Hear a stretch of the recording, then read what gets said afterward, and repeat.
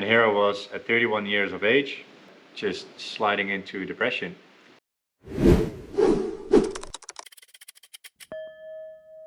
So my name is Anton, also known as the Barefoot Dutchman these days.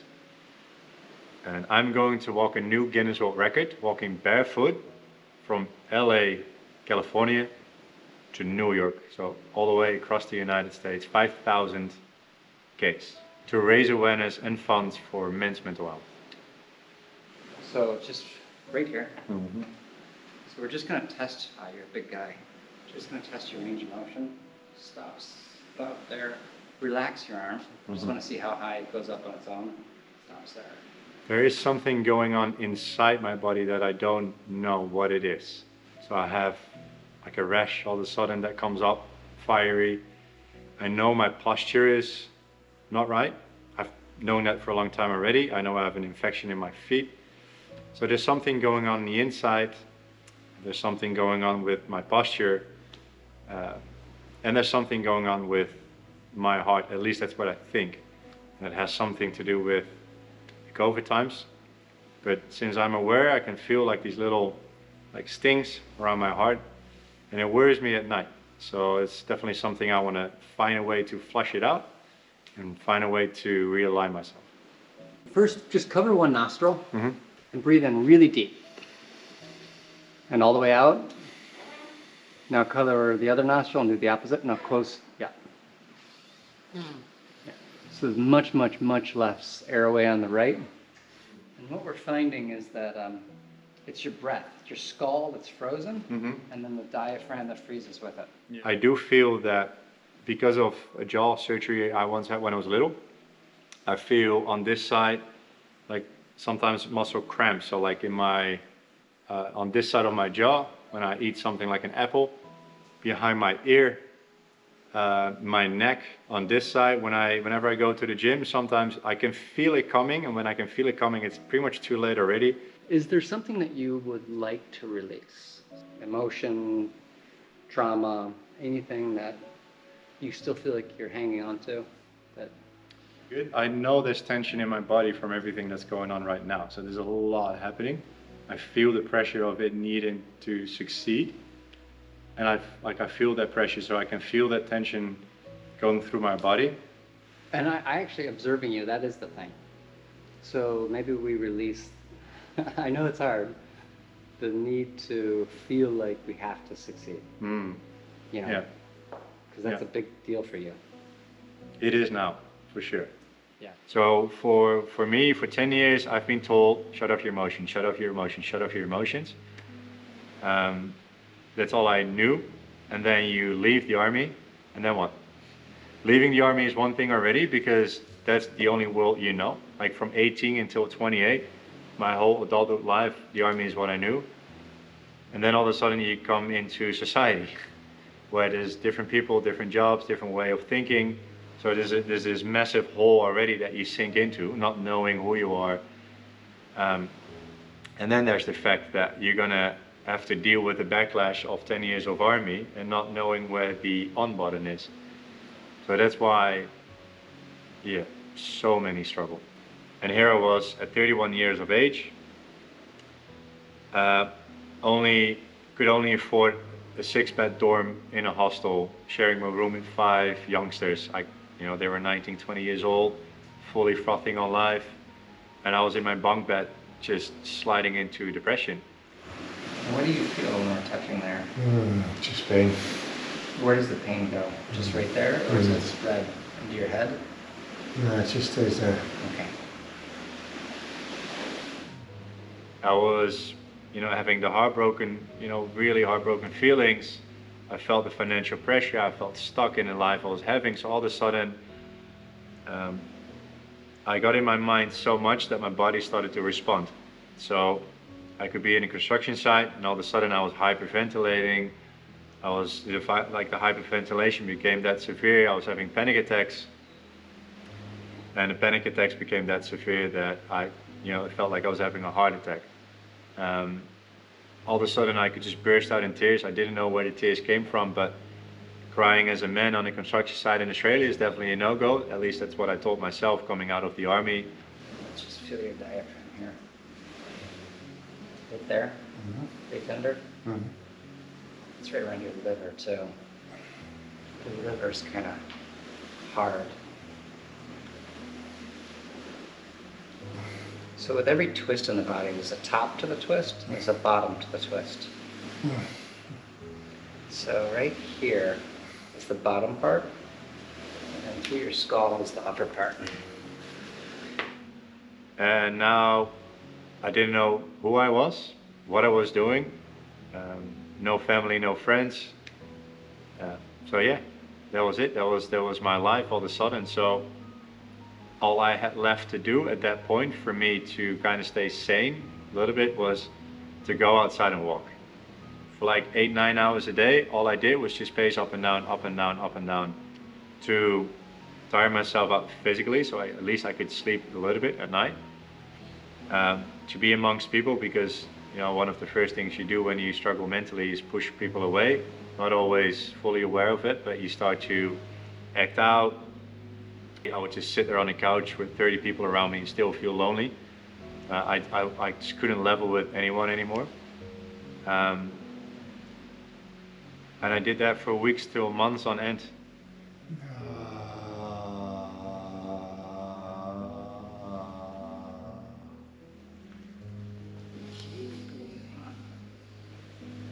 You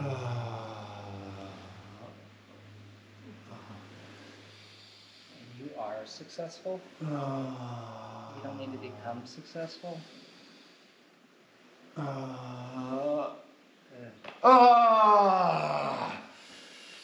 Good. Don't hold back.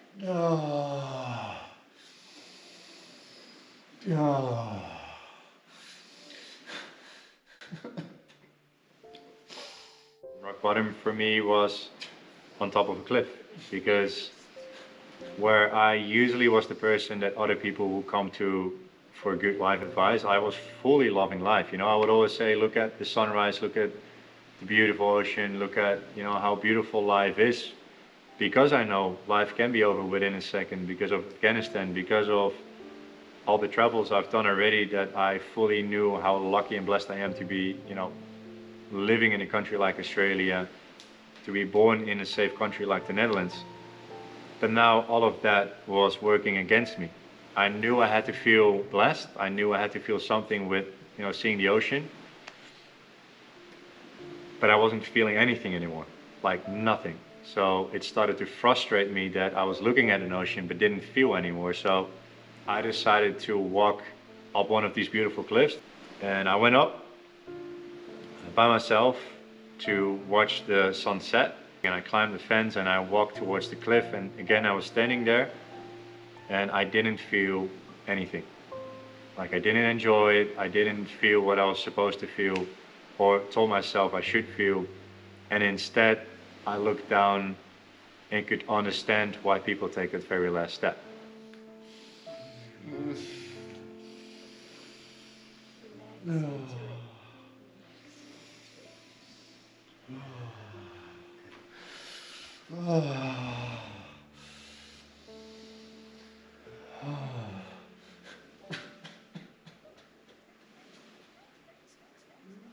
Because it happens a lot on the cliffs of Sydney, but pretty much all of Australia. It happens a lot that people just end their lives there. And now I could understand.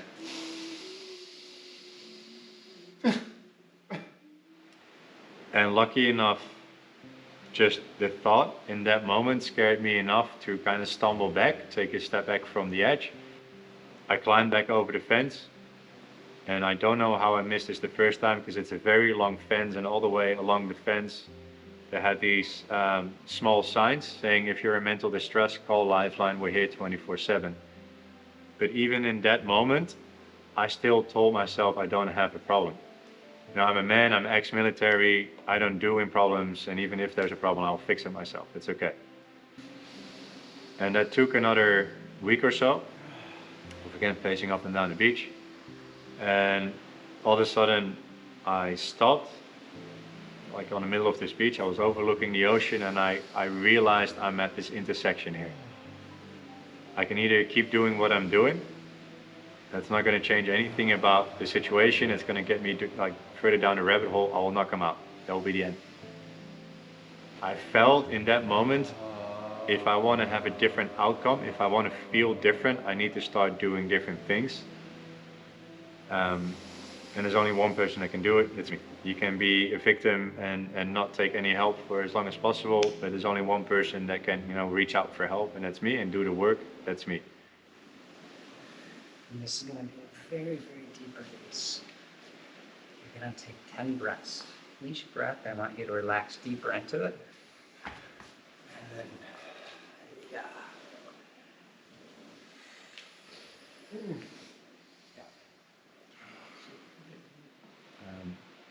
And that was like really the start of just a very long process of doing the work and going to all places that made me very uncomfortable, realizing that's where you heal the most.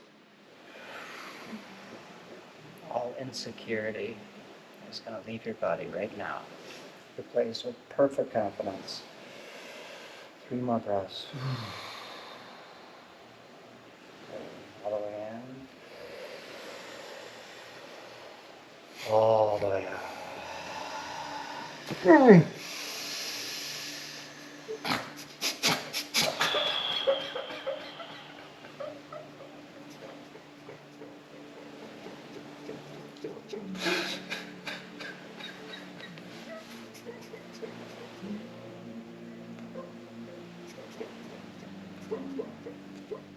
In Australia at that time, suicide was the leading cause of death for men.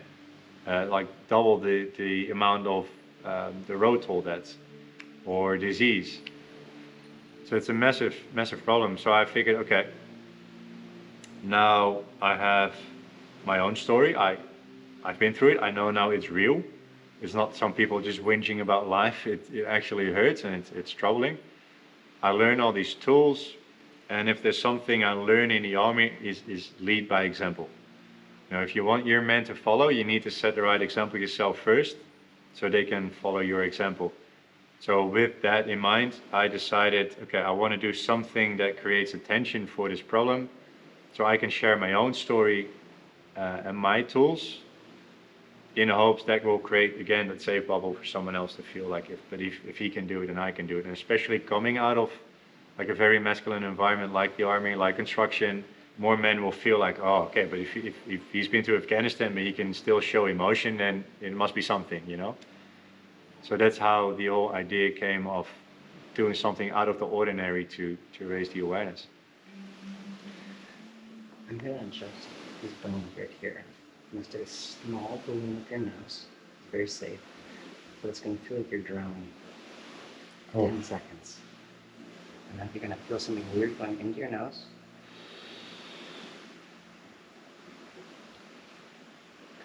Almost all the way in.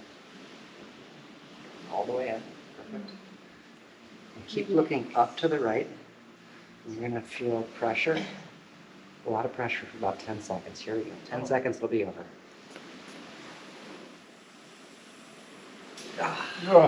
Mm-hmm. Good job.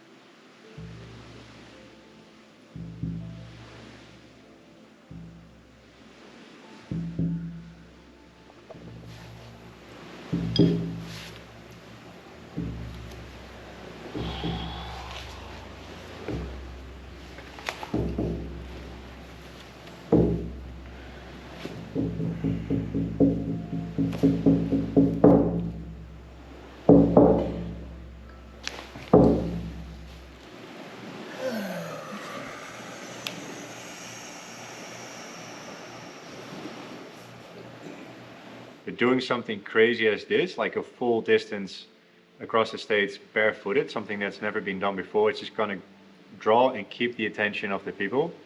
So I can use that momentum to, share the story about mental health, share my own personal story, and hopefully that creates that safe bubble for other people to feel like, well, but if he can do it, then I can do it. Yeah, you strong, beautiful man. Now you can go and heal the world. Thanks, man. Yeah. Holy hell. That was special. That is some weird stuff, but I just felt it like pop. Yeah, I felt too. Oh, like there's like 2 different pops, and my nose is clear. Like I felt something coming loose, and it's just clear. It's so weird. As soon as it just cracks, like it just comes up straight away. It's so weird. And I keep telling people as well, like with breathwork, you're holding on to this lumps of, stress and tense, and now you can actually feel it just, pop. I can still feel one. It's magic. Say yes to things that just come on your path and walk out different.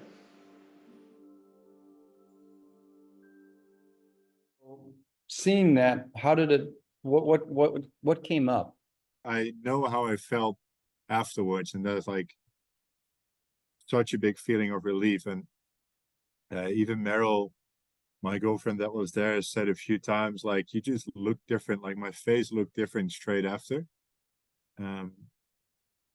Yeah, it was interesting, exciting, relief, painful, all at the same time. And how about the part about telling your story? Because that's a very personal story. How did that part Yeah. tonight? I like that I get the platform to share my story now. That's the main goal I have, is to share this like story as much as I can. It doesn't bother me to tell it anymore. I tell it with pride, even though it's it's not a moment like the most proud moment of my life, but I tell it with pride now, and hopefully it gets it reaches someone that just needs to hear it at this point. Because of the treatment, did anything shift in your psyche, your consciousness, your physical body? Because of the treatment, I became more aware of my body. As in, I was already aware of my body just doing exercises, but after the treatment, I got more aware of my posture, like how my body aligns. But I definitely had some time on the island afterwards to kind of sink in. I think I needed some time to fully, let it sink in what just happened as well. Like I never experienced anything like that before. And it was such, like I said, such a nerve-wracking moment for me, but then at the same time, like such a relief. So it's a cool realization that something like that can happen, that I hold the tension and stress within my joints. But definitely a shift in what my body holds, like into like the tension that my body holds in different ways. So I knew via breath work you can like go towards these tensions via other ways, and this one I never experienced, and now I know like I'm just holding so much tension within my tenements and joints. Do you think that depression or mental health is held in the physical body? For sure. I think like whenever we have like a traumatic experience, or like whatever emotional experience we have, we store that tension somewhere inside our body, and then we think we've processed it by just going through time, but just going through time doesn't do anything.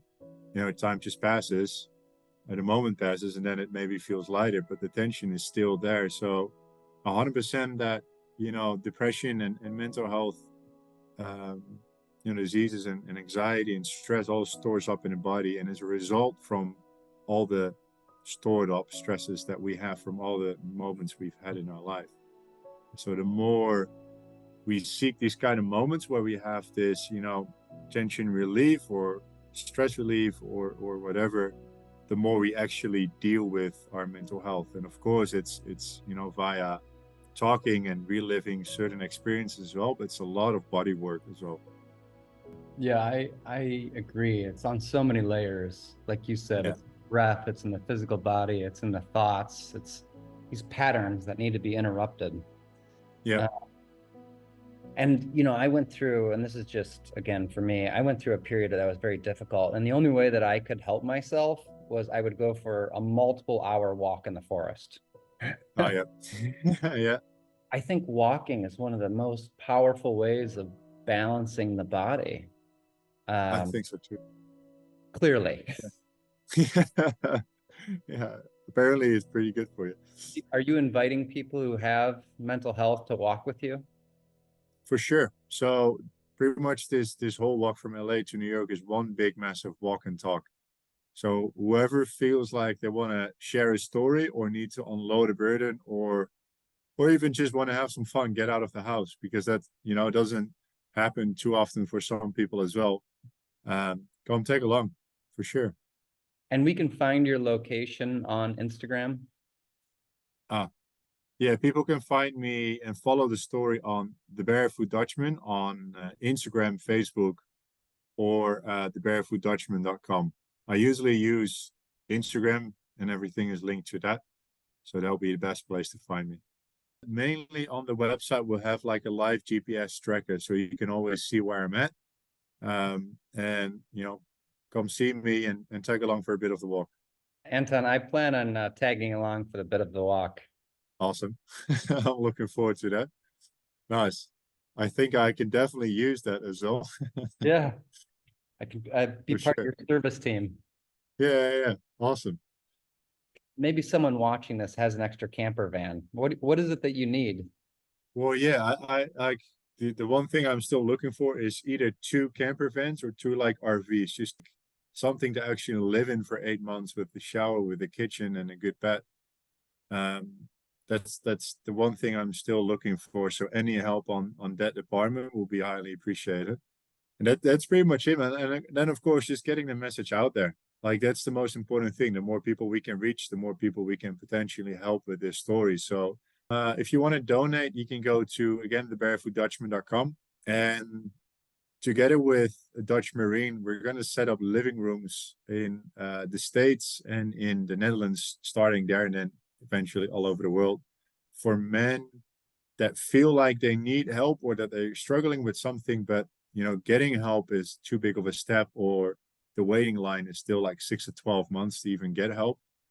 You can go there, crash on the couch, watch some TV, or even have a chat with another guy that's just sitting there, probably going through like similar struggles, and where you can have free classes like mindfulness, like meditation, like breathwork, like all the things that a lot of men are feeling very resistant to because it's a bit out there. But then to feel like, oh, but this actually helps. This actually works, to make that more accessible and yeah, on our own level of communicating as well.